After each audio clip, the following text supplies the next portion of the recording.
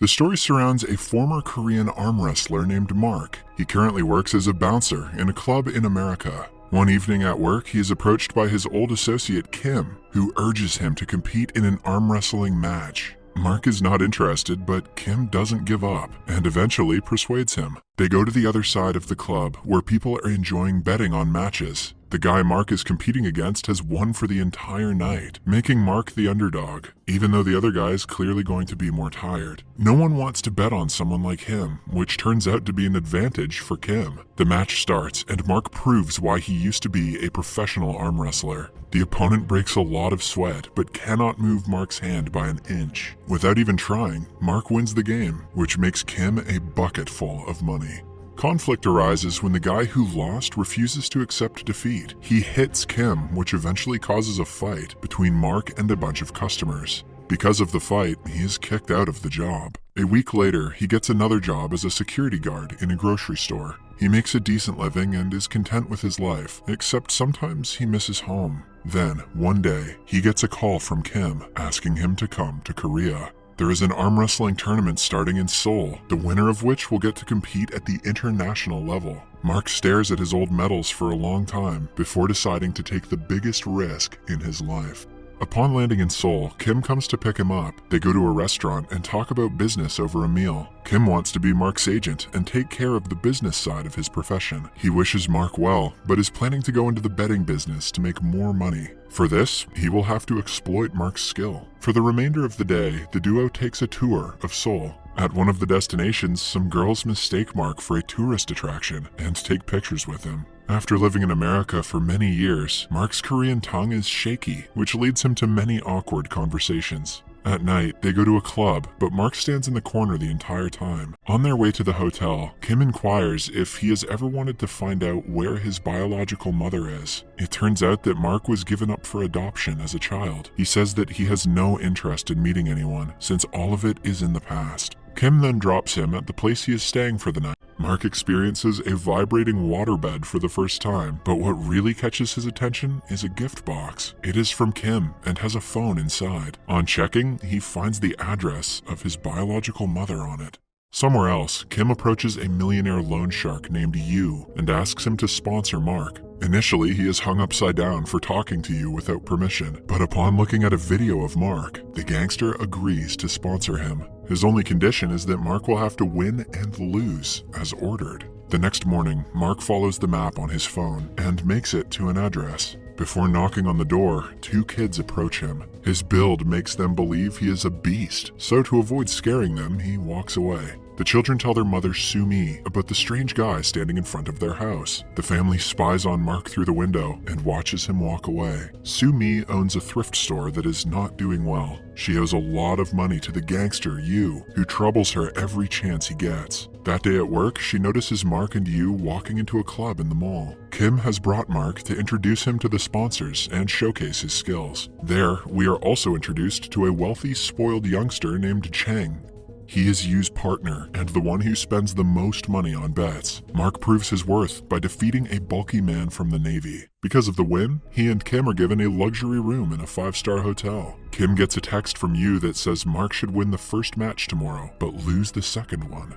He is afraid that Mark won't agree to the conditions. They go out for dinner, and Kim brings up the topic of losing the second match. To his surprise, Mark agrees to do it without a fuss. The following morning, we see Sumi getting her kids ready for school. The eldest, Ju Hyung, is worried that the big man will come to the house again. Sumi suspects that Mark is someone she knows. After the kids leave for school, she brings out old pictures and finds one with little Mark and his mother. Outside, the kids bump into him again. The youngest, Jun-hee, is excited, but Ju Hyung threatens to call the police if he sees Mark again. In the next scene, we are introduced to Korea's #1 arm wrestling champion named Combo. Yu invites him to the club that evening to evaluate Mark's skill. He doesn't want to bet money recklessly until a professional gives him the green light that Mark is actually trustworthy.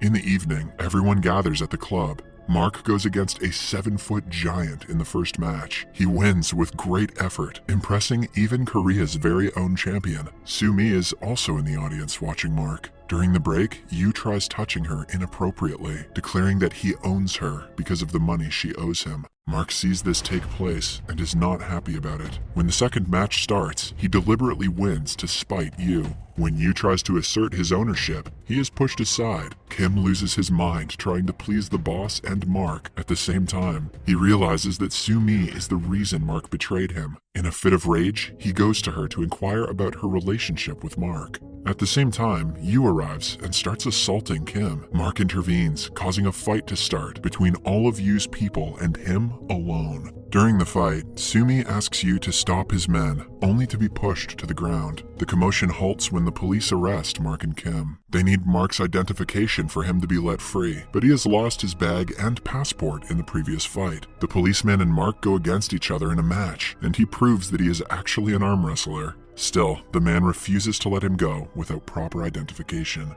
Right then, Sumi comes to the police station with her kids. She has found his passport and has a picture of him and his mother, which proves his identity. It is then revealed that Sumi is Mark's stepsister, and their mother died a year ago. Mark is heartbroken to hear the news and doesn't know how to process it. The family invites Mark and Kim to stay in their house for a few days. The kids love him because of his unique personality. Little Junhee likes to snuggle with Mark, while Junhyung starts talking to him more often. Outside the house, a bunch of teens are smoking, refusing to go even when Sumi asks them to. But when Mark comes into their view, they apologize and run away in an instant. The next day, Yu's people come to collect money from Sumi and threaten her. At the same time, Mark is about to leave with his belongings, not wanting to be a burden to the family. He sends the loan sharks away, but the thugs make him realize that he should stay with his family to protect them. For the next few days, they have a lot of fun together. They go to buffets, eat together, play collectively, and live like a happy family. Until now, it was difficult for Sumi to handle a business and 2 kids on her own. Her house is filled with unorganized clothes from her business. One day, she returns home to see that it has all been cleaned. Mark also takes care of the children so she can focus on work. Meanwhile, Kim is in trouble because of a shortage of money. Upon seeing Mark with the kids, he gets an idea and calls a friend in a broadcasting company. He wants to document Mark's life to gain people's sympathy alongside some money. Mark is skeptical but agrees to do it anyway. In the following scene, we see Mark and the family going on an outing. They come across Korea's wrestling champion, Combo, competing with challengers for a charity event. Mark challenges him and wins the game, surprising everyone. A few weeks later, the story about his harsh past, adoption, and struggles in wrestling is made into a documentary and televised. The show becomes an instant success and makes them a decent amount of money. The children start looking up to their uncle even more. One day, on their way to the school, they overhear a woman bad-mouthing Mark. In retaliation, Junhee declares that her uncle is a champion and makes him promise that he will win the national championship for her. In the following scene, we are introduced to Kim's father, who is old but works very hard to make a living. The only reason why Kim is adamant about making more money is that he wants to give his father the best life, one where he doesn't have to work anymore. On returning home that day, Junhyung calls Mark and shows him the emails that his mother used to write every day. Mark finds out that his mother's biggest regret in life was giving him up for adoption. Throughout her life, she wrote several emails to an address that wasn't his. In the emails, she described how hard life was when he was with her. She couldn't afford to feed him and wanted him to have a better life. Even on her deathbed, all she wished was to meet him and say sorry. Mark also finds out that Sumi is not his stepsister. His mother took her in when she was a kid, after her parents passed away. The news shocks Mark, making him furious at Sumi for never telling him the truth. In the following scene, the family drives to Mark's mother's grave. While on the trip, he calls Sumi out for her lies. Mark has decided to return to America, leaving them behind for good. Kim tries to stop him since he hasn't taken part in the tournament yet, and it is in a week. However, a frustrated Mark accuses him of using his friend for money and leaves. In the following montage, we see Korea's champion Combo practicing for the championship. The gangster, Yu, has also hired a beast named Kane. He used to be a ruthless arm wrestler, famous for breaking every single arm he played against. A few years ago, he was arrested for using pills to overperform in games. He also practices his best, ready to get back in the game. Then, the day of the tournament finally arrives. The kids are home alone when they notice that they forgot to return the medal to Mark. Using this excuse, they board a bus and make their way to the arena to watch him wrestle. A while later, Sumi gets a call from her friend at the arena and has to run to get her children. The competition starts and Kane, Mark, and Combo are put in 3 different groups. They dominate the matches of their respective groups and make it to the semifinals. A ruthless Kane hurts many of his opponents and goes to the final. The millionaire investor Chang and his people have bet all their money on Kane. Upon seeing how good Mark is performing, they are scared to lose all the money. Hence, Chang orders Yu to do everything he can to ensure their player wins. Yu, in turn, offers Kim $200,000 for him to convince Mark to lose in the semifinals against Combo. Kim accepts the money and goes to tell his friend, but Mark refuses to seal the deal. The money will pay off all their debts and fulfill their life wishes, but still it is not worth the promise Mark made to Junhee. Hence, he wrestles Combo in an intense match and wins in the end. During the break between matches, Yu catches Kim and proceeds to beat him. However, the thugs are stopped by Mark. He pushes the gangster to the floor and saves his friend. Kim forgets about the money and asks him to win at any cost.